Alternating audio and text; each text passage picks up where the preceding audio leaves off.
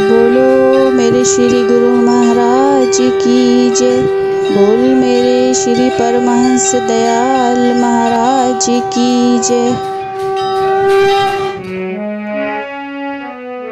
टेरी में काफी अधिक सर्दी पड़ती थी, परंतु श्री परमहंस दयाल जी केवल एक मलमल का चोला ही पहनते थे।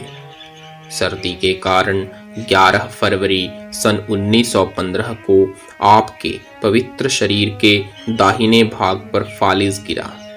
बन्नू, कोहाट और कई स्थानों से डॉक्टर तथा हकीम बुलाए गए और चिकित्सा शुरू हो गई, परंतु कोई विशेष आराम न आया। आप पलंग पर लेटे रहते थे। लोग बारी बारी आकर सेवा करते थे। उन दिनों टेरी में याकी पठान आकर काफी डाका डालते थे। श्री परमहंस दयाल जी की कृपा से स्थिति में बहुत सुधार हुआ। एक दिन श्री परमहंस दयाल जी ने स्वयं यह वचन फरमाए, लोगों ने समझ रखा है कि हम बीमार हैं, परंतु वे भला इस रहस्य को क्या जाने। टेरी का संकट हमने अपने ऊपर ले रखा है। सत्य है, महापुरुषों के संकल्प में बहुत शक्ति होती है। हुजूर दाता दयाल जी के इस अद्भुत रोग के पीछे भी एक बहुत बड़ा रहस्य है। भला उनको यह तकलीफ क्यों हुई, यह सवाल दिलों में उठ सकता है, किंतु इस राज पर से भी पर्दा उठ गया।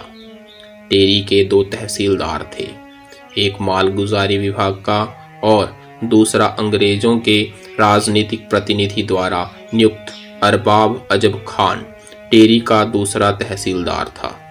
वह बहुत ही धर्मांध मत्सबी मुसलमान था। टेरी के नवाब साहिब श्री परमहंस जी को सलाम करने आते जाते तो उसे बहुत महसूस होता था। पीर हदायतुल्लाह शाह साहिब श्री परमहंस दयाल जी के पास आते तो भी उसे बहुत तकलीफ होती थी।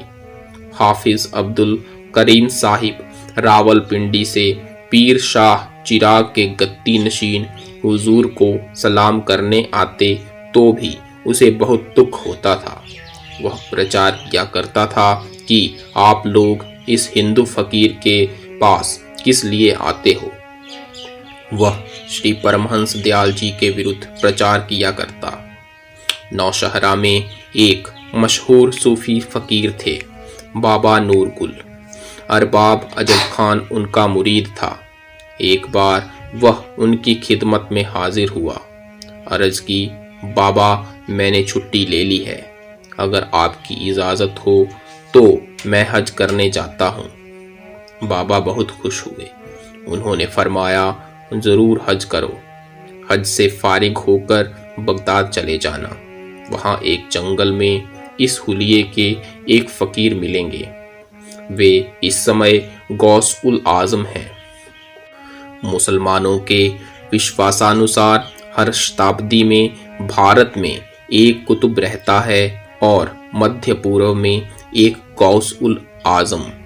बाबा नूरगुल बोले, गौस उल आजम से इजाज़त ले ली है, आप उनके दर्शन करना, अपना भी सलाम करना, हमारा भी सलाम बोलना। अरबाब अजब खान हज करके बगदाद पहुँचे। गौस उल आजम से मिले। उन्होंने फरमाया, हम तुम्हारा ही इंतज़ार कर रहे थे, हमने किसी ज़रूरी काम से कहीं जाना था, अच्छा किया आप आ गए। अरबाब अजब खान ने दर्शन किए, सलाम किया और बाबा साहिब का भी सलाम बोला। गौस साहिब बोले, अरबाब साहिब हम आपकी क्या खिदमत करें, हम आपको कुछ दे नहीं सकते, कुछ ले नहीं सकते, दर्शन ही दर्शन हैं, दीदार ही दीदार हैं। अरबाब ने अर्ज की, आप इतने बड़े गौस होकर मुझे दुआ नहीं दे सकते। उन्होंने फरमाया, हम दुआ तो सबको देते हैं, पर यह बेफायदा है, क्योंकि तुम हमारी प्रजा नहीं हो। अपने शहनशाह से दुआ लो, तुम्हारा शहनशाह तुम्हें दुआ दे सकता है, सब कुछ दे सकता है। असल में तुम्हारे मुर्शिद को भी पता नहीं कि इस समय हिंदुस्तान में शाह विलायत कौन है। अरबाब ने हैरानी से पूछा, हुजूर फिर बताइए शाह विलायत कौन है? गौस साहिब बोले, तुम समुद्र के किनारे बैठे हुए भी प्यासे हो। परमहंस अद्वैतानंद जी इस समय भारत के शाह विलायत हैं, वही तुझ पर कृपा कर सकते हैं। तुम पास बैठे हुए भी हिंदू मुसलमान के चक्कर में पड़े हो। वहां ऐसा कोई चक्कर नहीं। कोई भी फकीर न हिंदू है न मुसलमान, फकीर अहले अल्लाह बोलता है। अरबाब ने कहा, उन्हें तो इस समय फालिज है, अधरंग है, उनका तो इलाज चल रहा है।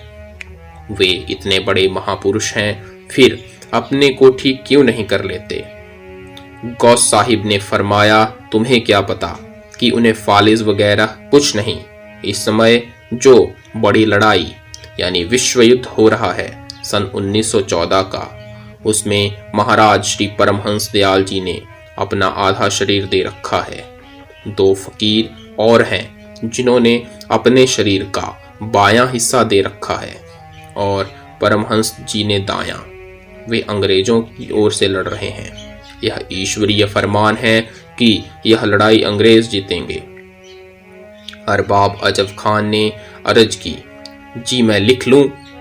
उन्होंने फरमाया, जरूर लिख लो, जो सच्चाई है वह तो सच्चाई ही है।